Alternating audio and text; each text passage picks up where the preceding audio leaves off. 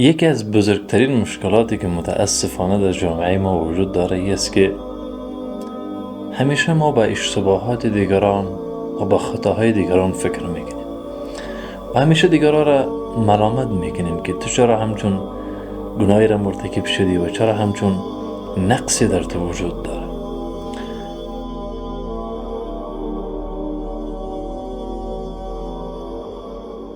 و این سبب میشه که خودمان همیشه در زندگیمان ناآرام باشیم، همیشه خودمان اذیت هستیم، در حالی که سلف صالح ما این صفت نداشتن.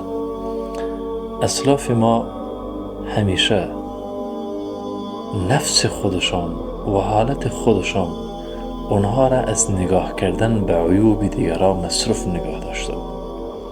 سلف صالح ما وقتی به این نداشتن که به گناه دیگران، به اشتباهات دیگران، به نقص و عیوبی که در دیگران وجود داشت فکر بکنن. فلانی نماز نمیخونه، فلانی از طرز لباس پوشیدنش مرا خوشم نمیاد، فلانی فلان مشکل داره، فلانی فلان مشکل داره. نه، مسلمان نباید وقتش را به همچون چیزهای بیهوده ضایع بکنیم.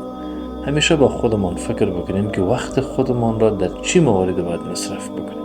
اگر ما روزانه لحظات بنشینیم و با اشتباهات خودمان فکر بکنیم، هیچ وقتی فرصتی پیدا نخواهد شد که ما به اشتباهات دیگران فکر بکنیم. سلام علیکم.